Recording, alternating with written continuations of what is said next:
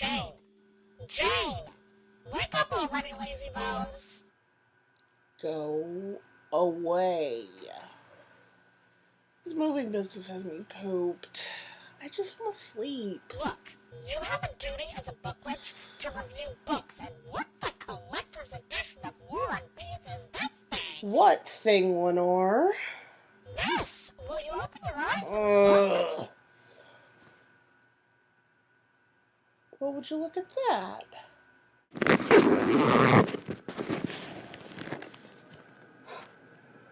Well, hello there, little friend. Who sent you here?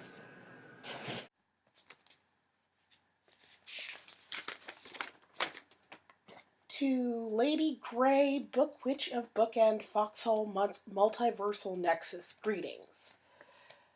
This device is a prototype of the signature compact analysis recording, logistics, editing, and time management device Tolkien Edition, henceforth known as Scarlet. We ask that you act as our beta tester for this device, and please note that this may become the standard issue recording device for book witches in both lab and field. Thank you in advance for your cooperation. Yours in service, Magistra Anushka Flintlock, Development Division, College of St. Magazine. Awesome! You never get picked for beta testing.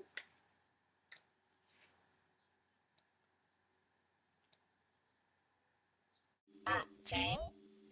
Is that safe? Maybe you should read the manual first?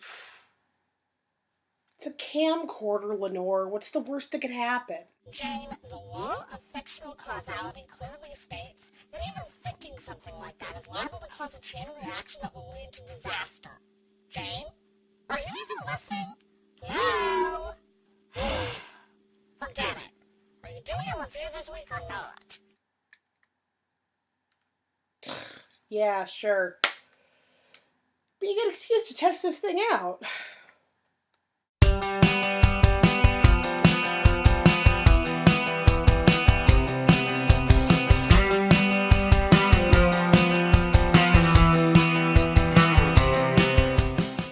Hello again, fair readers. Welcome to the Bookwyrm's Lair. I'm Jane Grey, the Book Witch, back with another tale to either delight, disgust, or disturb. I'm still delving into these slowly being unpacked again stacks and found a book that I haven't picked up in a while. It was something I bought at a library sale while passing through the Outer Realms, your world. I can't say I have good memories of it, but if there's one thing I've learned in my work, it's that opinions can change. Maybe a few years has changed me enough that I can look at this book in a better light. This one's another historical mystery, once again set in medieval England, and dealing with the herbal medicines of the time. This is The Apothecary Rose by Candace Robb, the first in the Owen Archer Mystery series. Owen is, as his last name says, an archer, or at least he once was. After losing his eye to a pair of assassins, he loses his confidence, and thus his ability to shoot. But the Lord Chancellor, Archbishop John Thoresby, finds a new use for him by making him his personal spy and, after a fashion, personal private eye. No pun intended. But the book actually starts with a man dying in a monastery infirmary, a gentle pilgrim knight who is seeking redemption for loving and lusting after a married woman. The monastery's medic, Brother Wolfstand, goes out into the snow to get help from the apothecary in town, Nicholas Wilton, and his wife and assistant, Lucy. Nicholas hears him out, but something unnerves him when he hears that the pilgrim knew him and believed him to be dead. Nicholas refuses all help in preparing the medicine, and after delivering it, he leaves without a word. The pilgrim seems delirious, speaking of poison and murder. Next morning, he dies. Later, Nicholas is found unconscious on the side of the road, apparently from a stroke. Brother Wolfstand stops by to check on him, and hears that the local Archdeacon Anselm stopped by to visit Nicholas, an old acquaintance. The Archdeacon hasn't come by in years, even when Nicholas and Lucy's infant son died. The Archdeacon hates women, seeing them as the ultimate evil, and is shown praying for God to forgive Nicholas for something. You know? I think I know that guy. Yeah, pretty sure I do. He hassled me for having boobs bigger than a 12-year-old boy's and not wearing a muumuu to hide them. The medicine is used again on another patient who also died. Brother Wolfstand deduces that the powdered mixture contained aconite, widely known as wolfsbane, which in small doses can be beneficial, but is far more often deadly. His patient was a ward of the Archbishop, and, worse still, the Apothecary's Guild has decreed that if two people should die of a medicine made by the same maker, that maker may no longer practice, and the infirmary can be shut down for administering the medicine without testing it first. Brother Wolfstand and Lucy, who has taken over for her husband in his illness, agree to keep the scandal a secret and burn the medicine. Enter the Archbishop and Owen Archer. The Archbishop sends Owen to investigate the death of his ward, and, after about a chapter of mostly red herrings, makes his way to York to check things out. The only clue he has to go on is a midwife willing to perform abortions, Magda Digby. When he arrives in York, Owen takes up a position as an apprentice under Lucy and Nicholas Wilton. While he's instantly attracted to Lucy, Lucy is sure he's nothing but trouble and makes it clear from the start that she isn't going to put up with him flirting with her. Atta girl, Lucy! Owen goes to talk to Magda Digby, who is apparently the pagan mother of the Archdeacon's favorite toady, Sumner Potter Digby. Magda has little information for him, or so it seems. She talks in riddles, so who can say? Either way, the investigation progresses for Owen, causing him to annoy the abbot by disrupting the work of the Holy Brothers, and eventually he goes to talk to the Archdeacon. When Owen expresses an interest in changing professions from soldier to apothecary, the Archdeacon warns him that nothing good can come from learning from a woman, especially one like Lucy Wilton. There's hints of a disreputable past and a bad reputation. After Owen leaves, the Archdeacon muses on how he doesn't trust women, and especially not Lucy, nor does he trust Owen. Next time Owen goes up to the Abbey, it's to talk with the abbot, who has apparently calmed down. He tells Owen that the Archbishop's ward was trying to sell fake relics to the church to make a little extra cash. How? Well, he happened to come upon Magda Digby amputating a rotten arm and stole the stinky old thing from the garbage. Ew. Owen gets the Archbishop to recommend that he study under Lucy. The Apothecary Guildmaster, upon hearing that the Archdeacon slandered Lucy, lets it slip that she's a knight's daughter. Her mother was French and died when she miscarried her illegitimate child. Soon after, Owen is handed over to Lucy's teaching and meets Nicholas, who he notes is clearly frightened by someone or something. We get a flashback to Lucy's time in a convent, while her father was on crusade, and the fact that she spent her whole life mistrusted and lonely, save by a precious few. Owen sets to work immediately at the Wilton's shop, and there's yet more one-sided UST for Lucy from Owen. But the Archdeacon soon sends for Owen, who tells the Archdeacon that he's officially the Wilton's apprentice. Archdeacon Anselm is livid, having first told him that he's found him a post in Durham. But Owen knows that Anselm must be lying through his teeth, because Durham is too far away for a query and reply all in 48 hours. Later, he tries to get more information from Lucy and attempts to charm her by playing the lute and singing to her in Breton. It works, and the two wind up having a heart-to-heart about Owen's frustration with losing his eye. Lucy's clearly starting to fall for Owen.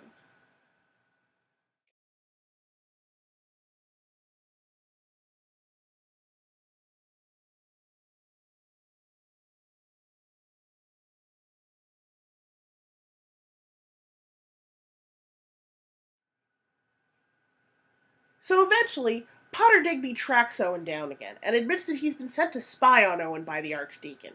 He lets it slip that the Archbishop's ward was far from saintly, beyond stealing a rotten arm, and that he suspects that the unnamed pilgrim was connected to such shady dealings. In return, Owen shares the mystery victim's name, Sir Geoffrey Montaigne. Digby's heard the name and says he was the lover of Lucy's mother, who died giving birth to the child that was most likely his bastard. I hesitate to relate much more of the story at the risk of giving too much away. This is perhaps the most glaring issue with this book, though not, I will confess, the reason I almost stopped reading the series after this one. You see, the linchpin of this story is sexuality and sin, dealt with in such a way that, as a hot-headed 19-year-old, I took offense to it and nearly swore off the whole series. But by pure chance, I picked the second book when I was desperate for something to read, and discovered I was wrong. The sexuality of the murder wasn't the issue in this novel. It was the fact that the murderer had a crappy time of it and is likely mentally and emotionally scarred, if not certifiably insane by modern standards. Not that this justifies the murderer's actions, but it does make me look at the book in a new light, 8 years older and a smidge wiser. However, one issue still stands. The story doesn't keep its cards close enough. It's a rare mystery novel where you know the culprit before the climax, and it works. The story gives it away in the middle of the book, and you have to be really dense not to see it.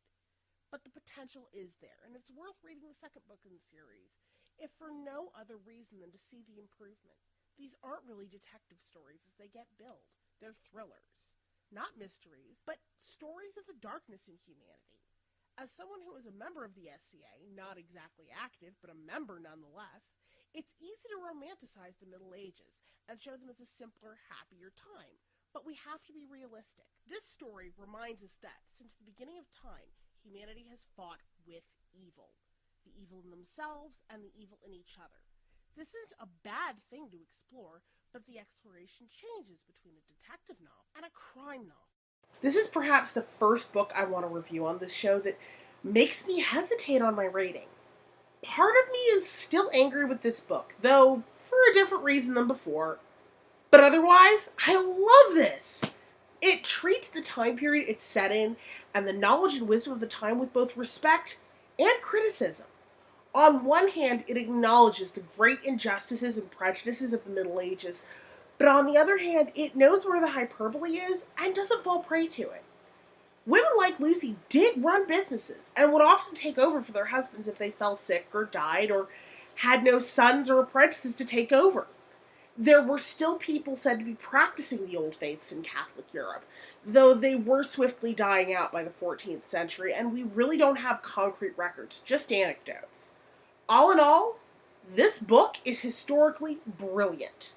It lacks something in the storytelling, leading the reader to know the killer's identity well ahead of schedule, but I chalk that up to learning curve, this being the first in the series.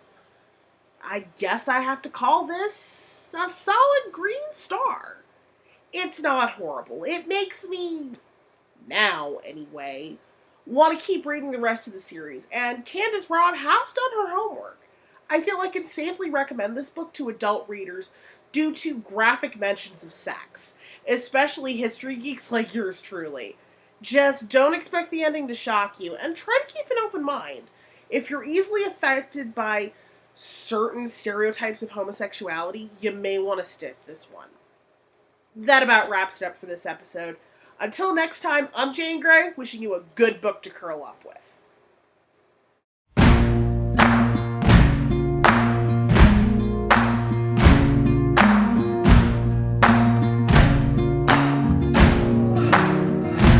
You can run on for a long time, run on for a long time, run on for a long time. Sooner or later, gotta cut you down. Sooner or later.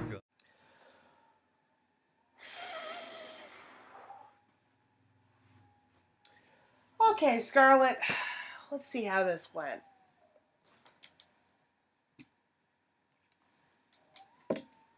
What? The Frell? Oh! Stupid piece of junk! You gotta be kidding me! Oh! Nothing! Didn't record anything! Lenore, please tell me you got a backup. No sweat, Jane. Recorded and ready for editing. Thanks be for small miracles. Figures. Son of a gun, stupid piece of garbage.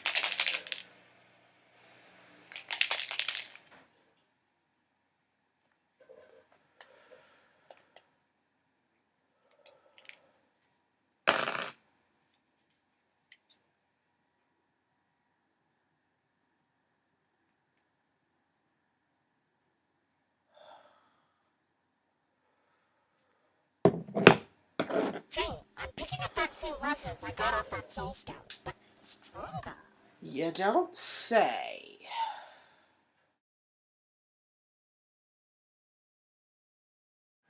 Pack up the camera and get it shipped back to the college. Lenore, take an email. To Magister Flintlock, greetings. I fear I am not satisfied with your new prototype and find the use of soulstones, depleted or otherwise, to be in very poor taste. I am sending the item back post-haste and would ask that next time the tech division remember that my paternal grandmother's clan was almost wiped out by the use of soulstones in the Elven Civil Wars of ATS 19. Yours in service, Jane Grey, Book Witch of Bookend. Put my sigil on it and send it. Two-Face. I have a good mind to send in my resignation. You just gotta reply back. That fast? Summarize, please. They didn't send you any prototypes, and Magister Flintlock doesn't even work in the tech. Then, who sent the camera?